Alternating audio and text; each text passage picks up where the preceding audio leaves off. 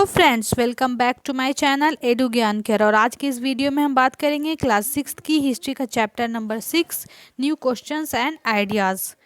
इससे पहले के भी 5 चैप्टर मैंने आप लोगों को कंप्लीट करवा दिए हैं। आप लोग प्ले लिस्ट में जाकर उसे देख सकते हैं। अगर पहली बार मेरे चैनल पर आए तो इसे सब्सक्राइब कर दें और बेल आइकन को भी दबा दें ताकि आगे आने वाली वीडियोज़ का नोटिफिकेशन आप लोगों को मिलता रहे। और अगर वीडियो पसंद आए तो इसे लाइक और शेयर भी कर दें। चलिए फ्रेंड्स, आज का चैप्टर नंबर 6 शुरू करते हैं।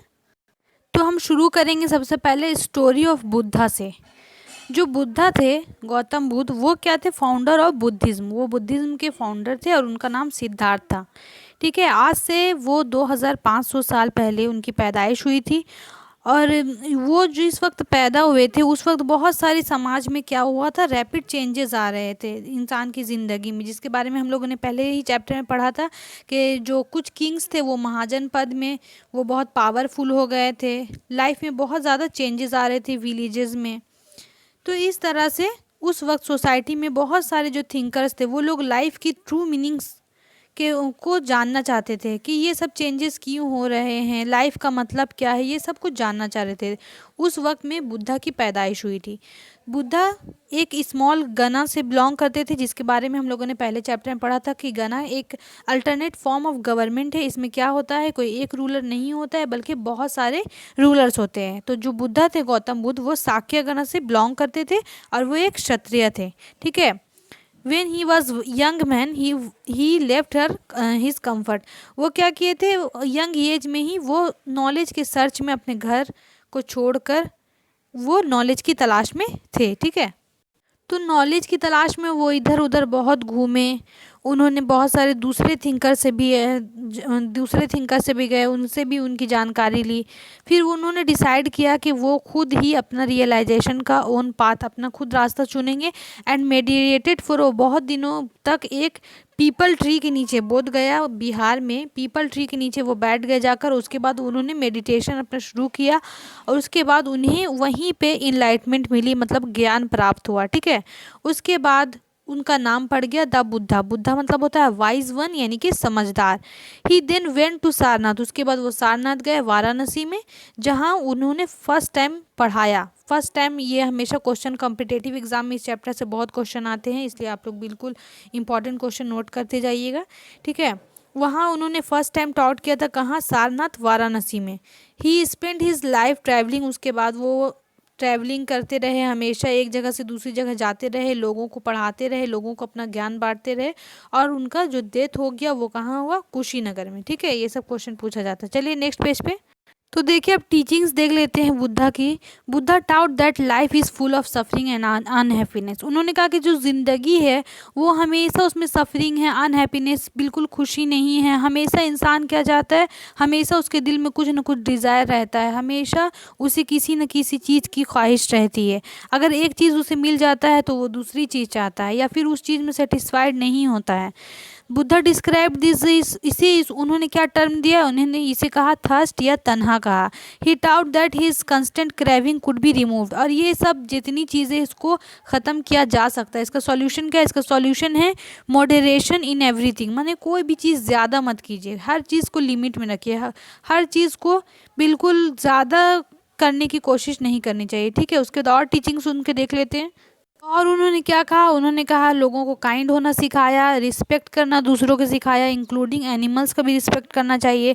ही believe that the result of our action. उन्होंने कहा कि जो भी हम एक्शन करते हैं, यानी जो हमारा कर्मा होता है, वो अच्छा हो या ख़राब, उसका जो फल है वो इसी ज़िंदगी में मिलेगा। अगर आपने कुछ गलत किया है तो उसका फल आपको इसी ज़िंदगी में मिलेगा। ठीक है, Buddha taut the language of, वो किस लैंग्वेज में समझाते थे? वो प्राकृत में, क्योंकि वो ऑर्डिनरी लोगों की जो भाषा हुआ करती थी उसी में समझाते थे, ताकि हर कोई उनकी टीचिंग को समझ सके। ठीक है, और वो क्या कहते थे? वो कहते थे कि सिर्फ मेरी ही बातों पर यकीन मत करो, बल्कि खुद तुम लोग सर्च करो, खुद सर्च करो कि वो क्या सही है क्या गलत है, सच की तलाश खुद करो। ठीक है, इसके लिए एक एग्जाम्पल यहाँ पे दिया गया है, आप लोगों को एक स्टोरी दिया गया है किस्सा गौतमी का, इससे इनका इस नेचर का पता चलता है।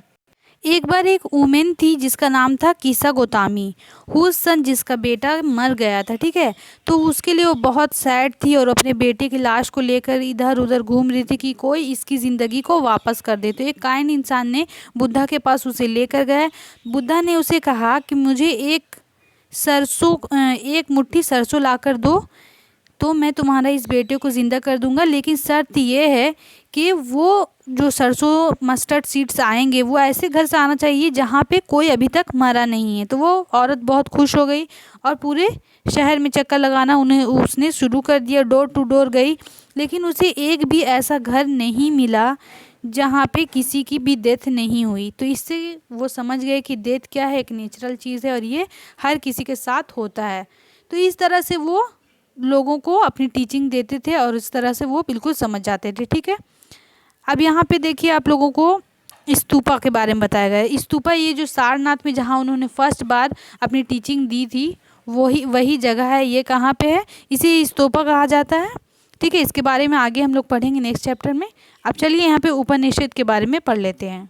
तो देखिए, जिस वक्त बुद्धा अपनी टीचिंग फैला रहे थे चारों तरफ, तो उसी वक्त बहुत सारे अदर थिंकर भी थे जो बहुत ही मुश्किल डिफ़िकल्ट क्वेश्चन का आंसर ढूंढ रहे थे, जिसमें कुछ थे some of them wanted to know about life after death. कोई जानना चाहता था कि मौत के बाद की ज़िंदगी कैसी है, कुछ जानना चाहता था कि सेक्रीफाइसेस हम लोगों को क्यों परफॉर्म करने हैं, कुछ का मतलब था कि कुछ का कहना था कि many of this thinker felt that there was something permanent. कुछ का कहना था कि कुछ तो है जो परमानेंट है यूनिवर्स में, जिसका कभी भी खात्मा नहीं होगा, जिसकी कभी भी डेथ नहीं होगी। उन्होंने क्या कहा, आत्मन या फिर आत्मन या इंडिविजुअल सोल या ब्राह्मण या यूनिवर्सल सोल कहा। They believe that ultimately both the atman and Brahman same है। ठीक है, उसके बाद many of their ideas were recorded. ये सारा कुछ रिकॉर्ड किया गया है उपनिषद में।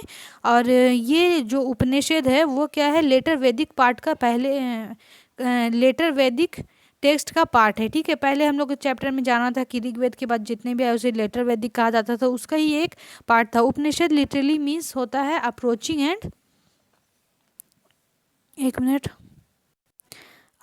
एंड सिटिंग नियर, यानी कि कहीं पे जाना, बैठना और उसका नॉलेज लेना। ठीक है, उपनिषद में जो भी टेक्स्ट है वो किस शक्ल में है, वो कन्वर्सेशन में डायलॉग फॉर्म में लिखा गया है। ठीक है, most Upanishadic thinker were men. ज़्यादातर जो थिंकर्स थे वो मेन थे, स्पेशली वो लोग रहते थे ब्राह्मीण या राजा होते थे।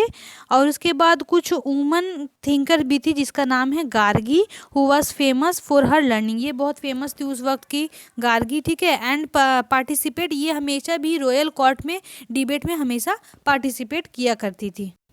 तो जो गार्गी थी वो वुमेन में थी और पुअर पीपल इसमें बहुत ही कम डिस्कशन में पार्ट लिया करते थे, लेकिन कुछ एक्सेप्शन है जिनका नाम है सत्यकामा जबाला। ये पुअर होने के बाद भी ये बहुत ही ज़्यादा इन्होंने अपना नॉलेज अपना हासिल किया था।